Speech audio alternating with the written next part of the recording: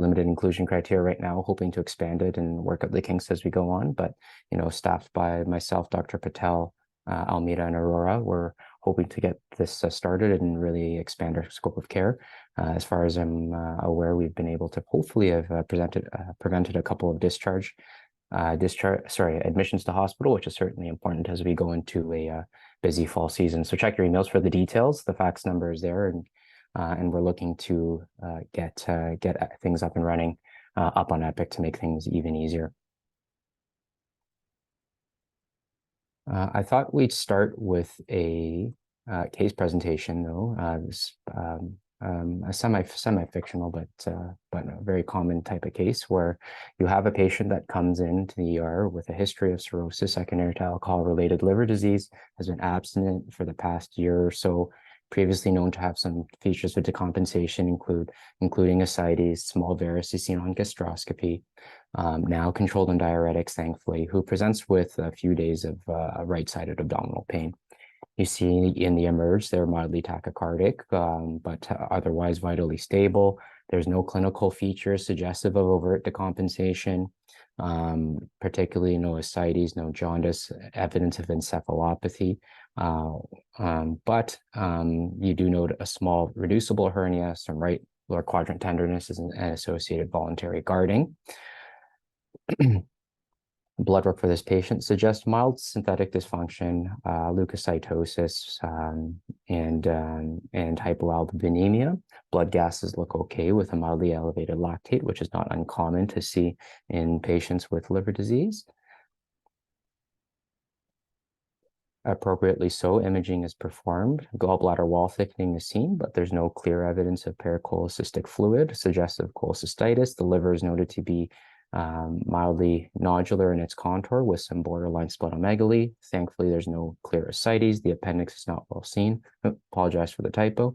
CT abdomen is then performed, shows that there is in fact a little bit of a loop of bowel and a hernia sac, but no clear evidence of incarceration. And maybe the appendix is mildly thickened with findings suggestive of early appendicitis. And so appropriately so, the general surgeon is called overnight and notes the patient's history of cirrhosis and says, this patient is not going to be a surgical candidate owing to the decompensated liver disease. The risk is far too high. Internal medicine is then consulted, and then as the internist there, you think back to your Royal College days. You remember this thing called the child puke score. You calculate their score, identify that they're in the B8, B9 range. And remember from your Royal College days that this portends up to 30% risk of perioperative mortality based on your studies. And that there's this thing called the MELD score, in which they have a MELD score of 15, and you start thinking, isn't that the cutoff in which this patient might need a liver transplant? So maybe this patient is too high risk. But it does start to get you thinking as to whether or not that these scores, that have been derived many decades ago are still applicable. And do we have anything better to help better risk stratify some of these patients? And so that's really the purpose of today's presentation, where we know that early reports of surgical procedures, in particularly the child puke score, suggest mortality rates as high as 67 and even as high as 80%, depending on the publication in patients with cirrhosis. But we know now that with advances in medical therapy, that patients with cirrhosis are certainly living longer. And we're seeing patients with more advanced disease at the same time because of improved medical and surgical management. And now what we're seeing actually is an increased risk and development of patients with hepatocellular carcinoma and metabolic associated disease, which portends surgical risk in itself. And the hope anyways, and there is some data to suggest that improved management and better selection in those with cirrhosis have led to improved surgical survival. And so perhaps there's room to kind of recalibrate our thinking in certain patients. And so today's presentation objectives really are as follows. Number one is to understand some of the basic principles underlying the various factors that lead to physiologic changes in cirrhosis and their potential surgical consequences. We want to review some of the traditional scores that we've touched on already, and perhaps some newer risk scoring systems in patients with cirrhosis, and perhaps we can apply them to clinical practice. And then maybe as a more practical note, just to develop a more systemic and practical approach to preoperative and management in cirrhotic patients who are potentially undergoing surgical intervention.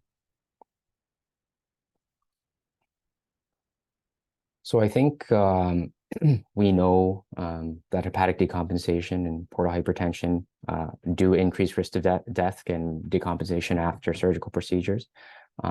This is in at least part due to cirrhosis, and in addition to traditional cardiopulmonary risk factors, which have probably been well discussed in other topics. But I think it's reasonable to eventually have the goal where those undergoing both non-emergent and I'd argue emergent surgical procedures should be risk stratified and counseled on the magnitude of that risk as accurately as possible.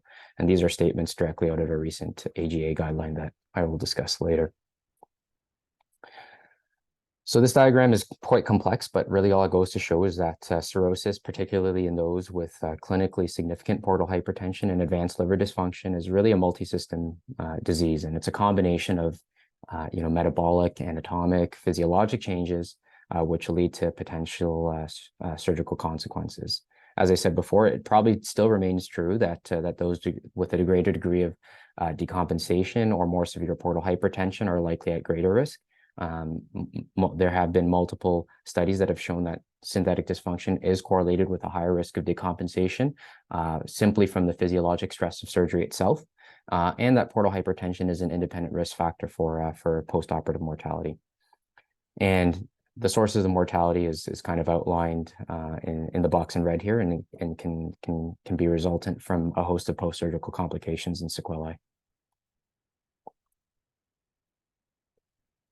And so over the years, we've been able to identify a number of factors, whether it's cirrhosis related, demographic related, or surgical related, that all play into risk prediction models. These factors have been combined in various ways and in various different model sets to in order to hopefully better predict postoperative mortality and outcomes in those who have undergone surgical procedure.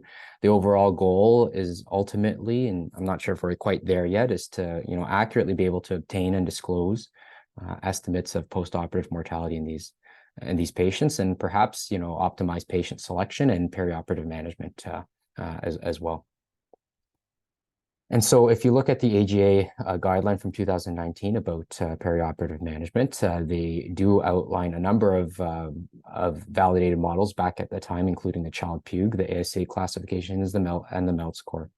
And these models all take clinical and biochemical factors into account, but perhaps not actual surgical related factors as alluded to in the previous diagram. And interestingly enough, if you looked at the best practice statement, they do note that the anatomic site and the actual nature of the surgical procedure itself are important in risk stratification. But if you look at the actual factors that go into these scoring systems, they don't actually include any surgical specific risks. Not only that, the Child-Pugh and the MELD score originally derived as kind of mortality scores, and in MELD developed as a risk of mortality following TIPS procedure. Weren't initially validated in the context of actual surgical procedures in cirrhotic patients. And so that's where this Mayo score comes into account. And this is the Mayo risk score, which is incepted in 2007. And this was really the first dedicated scoring system to try and estimate postoperative surgical risk in cirrhotic patients specifically. And so this is a score that's still widely used in clinical practice. The Mayo risk score, if you can go on their website to calculate it, unfortunately, it's in mainly American units, and so you'll have to convert to SI. But it was the first validated score, and it's validated in a number of different types of operations that you can see listed above, but those include high-risk cardiovascular, major abdominal surgeries. Although you'll note that in the input model itself, it doesn't actually ask you to discriminate or discern between the types of surgery itself, despite acknowledging that there are different surgical risks. Again, the score was developed in 2007, and there are some concerns regarding its accuracy. And particularly, there's been some more recent studies that suggest that perhaps it overestimates surgical risk, particularly in minimally invasive laparoscopic and abdominal surgeries, and certainly with advances in medical care in these patients. And so ultimately, where does this lead to? Well, in 2021, the group out of the University of Pennsylvania had released a new risk prediction model for predicting postoperative mortality and outcomes in patients with cirrhosis. And this is what's come to be henceforth named the VOCAL PEN data set. VOCAL really just stands for veterans' outcomes and costs associated with liver disease. And so that's PEN for the University of Pennsylvania. They took a large cohort of veterans between 2008 and 2016 and prospectively analyzed, prospectively adjudicated these patients. Over about 3,000 or 4,000 went into the overall data set, and they divided it into a couple of different cohorts. The first cohort that was primarily dedicated towards deriving a prediction model, and the remaining 20% used to validate the generated model itself using a number of analyses, both univariate and multivariate in nature. Ultimately, the way that they chose to display the data was through receiver operating characteristic curves and presenting it in a C-statistic form, comparing it to some of the more traditional risk scoring systems, including the MELD sodium, the Child-Pugh score, and the Mayo risk score that I talked about earlier. You can see here in the cohort characteristics that in this Veterans Affairs cohort that the vast majority of patients were male, like up to 97%, which is quite significant. The vast majority were Caucasian, and with a median age of about 64 years, with the most common surgeries being those abdominal wall, laparoscopic and open surgeries, with a minority of chest and cardiac. There was about 44 patients who underwent CNS surgery, but because of the relatively small patient cohort, they actually did not include this in the final prediction model. In terms of the actual cirrhotic patient population, you can see from the column in the middle, from the row in the middle here, that the vast majority of patients were actually relatively well compensated in this class. So mainly Child-Pugh A, and most without ascites. And so this is a pretty well compensated patient population. And in terms of etiology of liver disease, the vast majority of it seemed to be a combination of hepatitis C, alcohol-related liver disease, or the combination of the two, with fatty liver kind of falling in a distant third place. But in about 44% of the patients, there was a history of decompensation. But so what were some of the preliminary results? Well, you can clearly see here on the top right panel that ASA classification did clearly delineate survival differences between ASA 2 through to 4, which is perhaps unsurprising. Interestingly as well, the type of surgery, and I guess not surprisingly, the type of surgery discerned different survival benefit as well. So the safest being laparoscopic abdominal surgeries, whereas open abdominal surgeries kind of had the lowest survival rates, with abdominal wall, vascular, major orthopedic following thereafter. On the bottom half of the screen, what's kind of interesting to note is that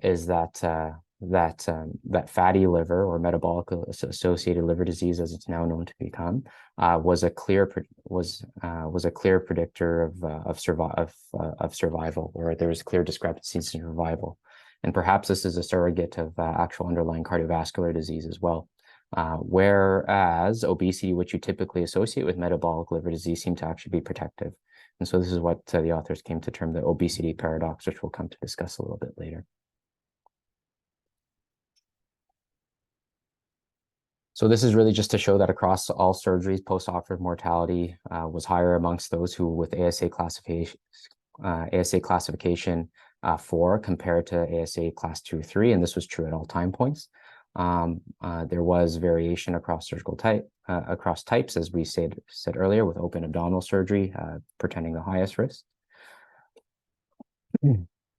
And this is a table just outlining some of the variables that they looked at in finalizing their multivariate model, which ultimately went into the final risk prediction score. And you can see that there's a number of variables they looked at, and through a lot of complicated math that I don't fully understand, they determined what had kind of the best discriminant performance. Ultimately, what they ended up with was a pretty simple scoring system, which is easily accessible on the website listed on the bottom right there, factoring in not only patient characteristics, but some of the major discriminant factors that they noted in some of the results, including the presence of obesity, the presence of NAFLD, AFA score, but then most importantly is the surgery type itself, and whether or not there's an emergency surgical indicator. And so this is perhaps the most comprehensive risk score that is available to us now. And you can see, based on these receiver operating characteristic curves, that it actually has quite good discriminant performance. And so at all time points in both data sets, this vocal pen model had improved discrimination relative to all the other risk scores, really, including the Mayo risk, the MELD, and the child puke score. You can see statistics in excess of 0.8, which does suggest a pretty strong model performance. And this is true at both 30 and 90 days. And the diagrams on the right just do suggest relative goodness of fit in both predicted and observed mortality, which cannot be said of the Mayo risk score that you can see deviating from those lines below. This is really just a numeric table kind of outlining those C statistics and showing clear discriminant advantage of the vocal pen compared to the previous scoring, the traditional, more traditional scoring systems. And this is true at all time points at 30, 90, and 180 days. And the authors really just, in terms of discussion point, wanted to highlight a couple of things. Number one, they made it a point to really demonstrate that Mayo risk score that is still, probably honestly pretty widely used in clinical practice today, likely overpredicts mortality risk, particularly as there's actually very low observed postoperative mortality in the time since its inception in 2007. The reasons for the declining, calibration over time is complex, but probably is likely resultant from its inception predating a number of innovations and improvements in surgical techniques, including advanced endovascular techniques for vascular surgeries and perhaps even transcatheter based valve repair with our cardiovascular teams, in addition to improved medical treatment as well. And so these developments, in addition to better treatments, have probably fundamentally changed the risk profile of these patients that were previously considered for open procedures. The need for periodic recalibration in light of this certainly needs to be underscored as well. And just as this cohort study is biased, all risk models probably need improved calibration and rejigging over time. The obesity paradox is what I highlighted earlier, where NAFLD and metabolic liver disease showed clearly poorer survival when compared to non-NAFLD patients, but obesity was protective. And as I said, this is the authors. This is probably on the basis of NAFLD serving as a surrogate for increased cardiovascular risk and metabolic risk, whereas obesity might be more of a function of nutritional reserve and nutritional status, which is certainly important in surgical outcomes. And then the highlighted point here is external validated. You see that the cohort here was a primarily male cohort with relatively well-compensated disease. And the authors talk about the need for external validation, but they were being a little coy as they very shortly thereafter published another paper externally validating the vocal pen score at 2 additional centers, those 2 centers being the Beth Israel Deaconess Medical Center and the University of Pennsylvania Health Systems. And here you can see that there's a much wider spread and much more varied demographic compared to the 97% male population. You have about 64 and 63% male population respectively, and with perhaps a significant increase in fatty liver disease, which is probably what we're seeing more and more of in today's clinical practice. So perhaps a more representative sample in these external cohorts, and suggesting more wide external validity. Further to this point, the patients here had quite a bit more ascites compared to the veterans cohort, and were quite a bit less obese. So perhaps this points to a leaner population with more clinically significant portal hypertension, but with ultimately similar discriminant performance. And so some of those, and so it was able to maintain its advantage compared to traditional risk scoring systems, even in these external cohorts. And as if that wasn't enough, if you've already been keen and gone on to vocalpenscore.com and typed in some numbers, you might also note that the score actually will try and predict 90-day decompensation postoperatively, which is quite new and quite uncommon for risk scoring prediction models. And this was based off a third study that they published, where they not only tried to apply the vocal pen to predicting decompensation events after surgery, but also predict infection. And while the C statistics certainly suggest that there's relatively poor performance compared to its mortality prediction, it did still maintain an advantage compared to the more traditional risk scoring systems. And this was true for postoperative decompensation, although for infection, they were not able to demonstrate superior performance compared to the male, MELD, and child puke scores. And so, as a result, they've only included the risk of decompensation in their final prediction model available online. And so that was a lot of talk with respect to this vocal pen scoring system, but hopefully to underscore that we are making advances and hoping to better in the hepatology field, and hoping to better understand and provide more accurate risk summaries for our patients. But maybe a more practical approach to take away today might be helpful. And so I'll briefly point to the AJA clinical practice update published a few years back, which really consists of 15 best practice statements that are more or less encapsulating what we'll be discussing today. But hopefully we can try and organize them in a more systemic approach, but certainly worth a quick read and worthwhile to have a perusal if you have a moment. So what's an approach we can take? Well, I think it makes sense to kind of discuss it systemically from a patient-related factor and a surgical-related factor standpoint. And we'll go through these individually. Patient-related factors certainly include their baseline demographics, past medical history, but also looking at, more importantly, cirrhosis, managing their associated features with decompensation if possible, and maybe addressing some more comorbid conditions that often fall through the cracks or perhaps are less prioritized. And then surgically we'll briefly touch on as well, although this is certainly not the focus of this talk.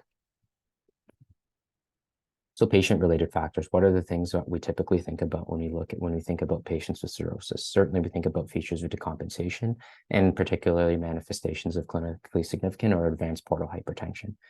And so oftentimes in patients with portal hypertension or evidence of collateralization, as GI doctors, we're asked to kind of obtain pre-surgical endoscopy to assess for the presence of varices.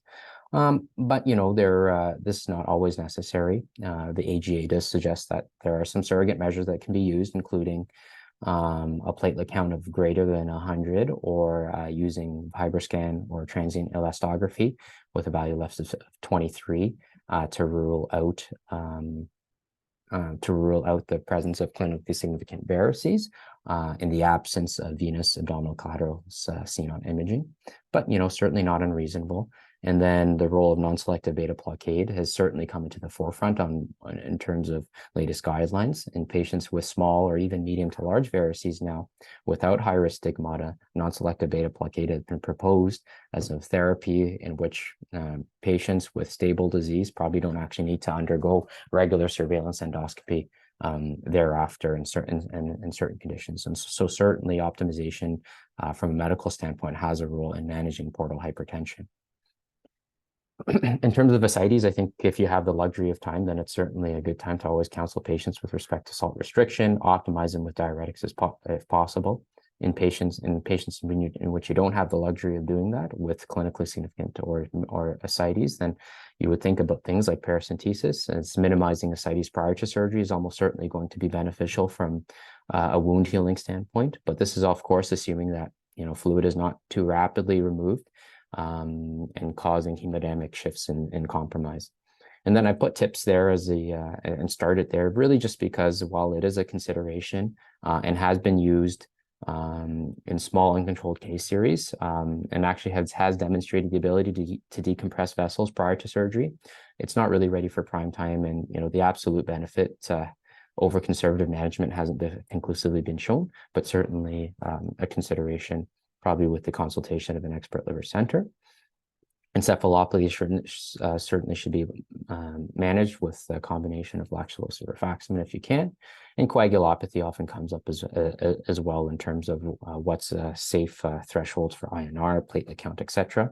Unfortunately, in cirrhosis, there's the INR and traditional coagulation parameters are often unreliable and don't really reflect the true underlying coagulopathy or even procoagulant state in cirrhotic patients. And so realistically, it's while we often find ourselves correcting it, there's no real evidence to do so.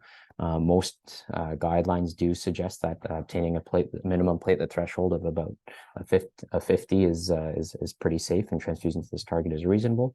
But outside of that, there's really not much that's evidence-based. But perhaps with expansion of visoelastography, which is a burgeoning field, and then perhaps we'll be able to get more accurate assessments of clotting in this patient population. I'd be remiss not to talk about some easily modifiable factors that we often forget and are very easily, sometimes easily addressable. Number one, it's not to discount the patient's nutritional status and the presence of sarcopenia, particularly as that pertains to our cirrhotic population. Cirrhotic patients face a multiple of nutritional issues, including malnutrition, nutrient deficiencies, and distinct sarcopenic obesity and sarcopenic phenotype. Some studies suggest that malnutrition is as high as 80% in these patients, and the range of sarcopenia kind of ranges up to 25 to 75% or so. Even just using simple scales like the subjective global assessment would be beneficial. Sarcopenia is in cirrhosis is being actively investigated, and different modalities, including MR, bioimpedance, are being investigated. But we know that if a patient clearly has a sarcopenic phenotype, that this is likely going to portend poor mortality. And study after study has shown 2 to 3 times increased mortality in patients with sarcopenia alone, and that is certainly impacted in terms of wound healing and poor surgical outcomes. And so patients should always be encouraged to maintain their weight, eat a diet abundant in macro and micronutrients, a high protein diet ranging from 1.5 to 2 grams per kilogram is recommended by some experts, and nutritional support and the assistance of a nutritionist or dietitian if possible would certainly be beneficial. Alcohol and smoking cessation are always kind of easy pickings that we shouldn't forget to address. In the absence of acute alcohol hepatitis, I think that there's always room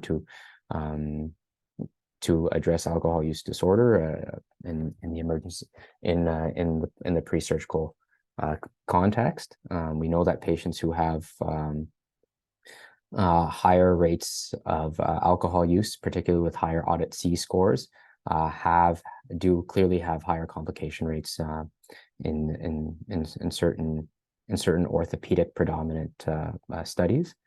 In terms of alcohol cessation just prior to surgery, I think there's only one small trial that looked at this and studying preoperative alcohol cessation. And unfortunately, I think excluded patients with cirrhosis, but did show that abstinence 1 month prior to colorectal surgery was associated with a lower risk of complications. And we're talking like a twofold decrease.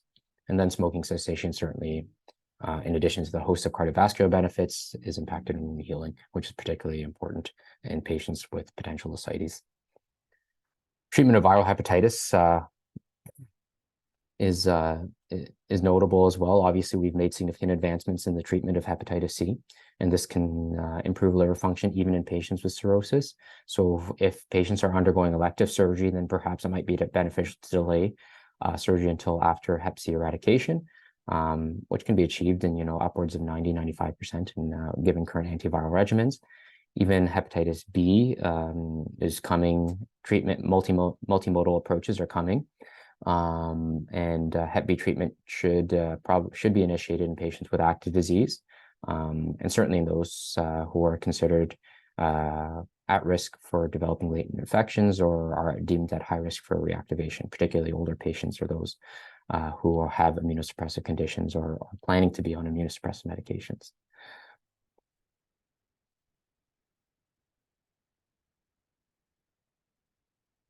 And then, so that's it for our patient-related factors. Looking at surgical factors, certainly emergent versus elective surgery will play a role. It's obvious that emergent procedures are inherently going to increase risk versus elective procedures where you've got some time to perhaps medically optimize patients and optimize the risk factors. The type of surgery often comes into account, and hopefully from that extensive data set presented today, you can certainly appreciate that there is a big difference between a laparoscopic abdominal surgery and an open abdominal surgery in increasing surgical risk. And so in taking all these factors together, and maybe with the aid of some surgical risk scores, we can develop a systemic approach to optimizing patients and evaluating them in the perioperative setting. But ultimately, what I often get asked is whether or not there is a cutoff for safe surgery. And, unfortunately, really, there is not. And you definitely have to contextualize scores, mortality scores, and surgical risk scores to your practice location, local area expertise, and the availability of backup. Certainly patients with Child's Class C or a very high MELD score are going to pose higher risk. I think that goes without saying.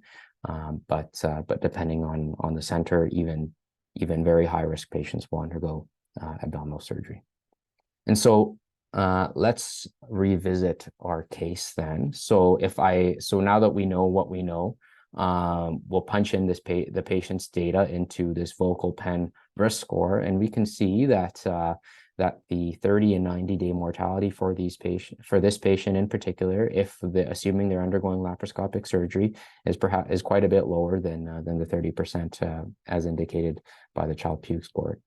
And I've taken the liberty of comparing some of the risk models here, and comparing the 3-month mortality. Now, obviously, the Child-Pugh MELD score. The Child-Pugh score actually doesn't look at specific 3-month mortality. As I said, these studies are very old, and I looked at where this was derived from, and went through the original 1984 paper, and it really just looked for any mortality after and didn't specify time points. So let's try and let's assume it's 3 months, within 3 months for now. But you can see that between the Child-Pugh, MELD sodium, and Mayo risk score, the Child-Pugh and the Mayo risk score probably have a notably higher risk of mortality when compared to the MELD sodium of 15 and the vocal pen score. And you can see in particular the Mayo risk score over time suggests increasing mortality, and whether or not this is true is debatable. Although certainly we know that these patients are at high risk of mortality. And so in this patient, they were first managed on antibiotics while we kind of kind of discussed with in a multidisciplinary fashion. After 48 hours, had ongoing pain. Repeat imaging, suggested persistent appendicitis, no evidence of perforation, and men with a consistently elevated white count. Ultimately, upon discussion with the surgical team and adequate patient counseling, including the increased risk in the event that the cases convert to open, which I think is very salient. You can see that discrepancy just flipping the switch from a laparoscopic abdominal surgery to an open surgery. The patient undergoes an uneventful laparoscopic appendectomy, and so all ended well. But you're asked to follow postoperatively as well. And so, what are some things to think about? And this is not necessarily the main focus of the talk, but perhaps some more practical tips that you can take away. So number one is pain management in the postoperative setting. We know that analgesia is notoriously challenging in patients with cirrhosis. In particular, the use of opiates should be kind of used at lower doses with longer dosing intervals in between, and benzodiazepines avoided if possible. This also goes for more run-of-the-mill medications like non-steroidal anti-inflammatories. As the traditional wisdoms, they should be avoided because not only the risk of GI bleeding, but also reduction in renal perfusion. So we always advocate for safe amounts of acetaminophen to be used if possible, and fairly conservative use of opiates as a preferred option. Careful monitoring of volume, status, and renal function is certainly important, and renal function should be monitored pretty regularly. For patients on diuretic therapy, these certainly can be restarted after surgery, typically after the patient is stable, is tolerating oral medications, and has shown to have preserved renal function. Obviously, we want to be judicious with the use of fluid and electrolyte management, and we want to maintain adequate intravascular volume to perfuse the kidneys, but also avoid fluid overload and overtransfusion, particularly in those who have had a history of varices, to avoid an increased risk of associated bleeding. So obviously, if patients do develop a postoperative decompensation in the form of ascites, you might be looking at the use of therapeutic paracentesis, or maybe an indwelling drain for a temporary period of time, weighing the risks of infection. But this should be discussed on a case-by-case basis. Encephalopathy should be aggressively managed, really through aggressive avoidance of constipation, and this can be a combination of really any laxative regimen, whether or not it's PEG, lactulose, and the adjunct of rifaximin. Lactulose does cause some bloating, and so there are some studies suggesting that rifaximin might be the preferred option, as it can cause less bowel distension. But in terms of its prophylactic use in the surgical or procedural setting, that's not quite ready for prime time. There was a study in 2021 looking at its use in patients undergoing TIPS, irrespective of lactulose use, and actually showed a significant decrease in the rate of encephalopathy. But I don't think this is quite ready for prime time. And on the note of VT prophylaxis, similar as noted above, coagulopathy is not, and some of the traditional coagulopathic measures that we use, including INR, is not necessarily accurate. And so I think as long as there's not profound thrombocytopenia, that VT prophylaxis, particularly in patients undergoing orthopedic surgery, that VT prophylaxis should be resumed. So what are some of the take-home points from today's talk? Well, hopefully we're able to, develop some practical tips and an approach in managing this complex population. In terms of the risk prediction models itself, hopefully you're able to see that some of these traditional risk scores and even more dedicated risk scores like the Mayo risk score might actually overpredict mortality in patients with cirrhosis, particularly in those undergoing more minimally invasive surgeries. The MELD and the vocal pen score perhaps are still actually best in terms of their discrimination at both 30 and 90-day mortalities. There are some studies, there was some tables that I didn't include here suggesting that the vocal pen score is actually better at discriminating mortality in patients with more advanced liver disease. That is to say, patients with MELDs greater than 15 and MELDs greater than 20 respectively. Obviously this model is now 3 years since its inception, and there's likely going to be the need for future calibration and recalibration of these models over time, particularly as we develop better techniques and better optimize patients preoperatively and modify and more adequately manage some of their associated risk factors through medications and procedures. But ultimately, we have to consider practice location and level of expertise. And even on the website itself, the vocal pen authors do suggest that these predictions don't substitute for good clinical judgment, and they're an adjunct tool only. And so certainly I think, and our gastroenterologists and our GI team here is more than happy to assist as need be. What I can say is here at SHN, it seems like exciting things are happening with the opening of our liver clinic. We're getting additional support with IR, who is experienced with more advanced liver procedures, including transjugular biopsies, TIPS, gastric variceal embolization. And so, we're getting there in terms of our developing expertise. And so it's a very exciting time for us here at SHN. And so with that, I'll say thank you for listening and put up my reference slide, but otherwise happy to field any questions as they become available.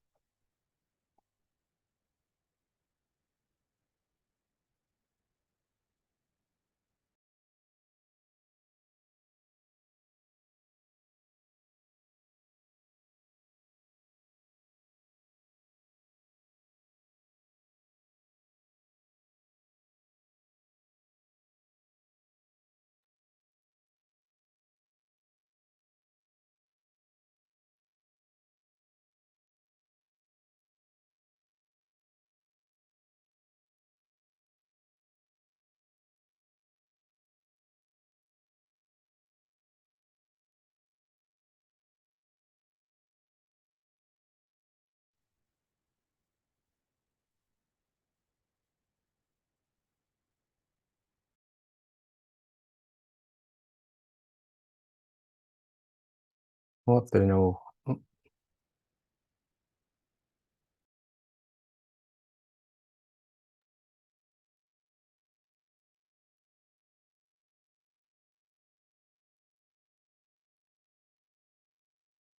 Is there a high protein diet available at SHN? Yeah, I think there's a high protein, high calorie diet available at SHN, and I typically click that in addition to the salt restriction for my cirrhosis patients.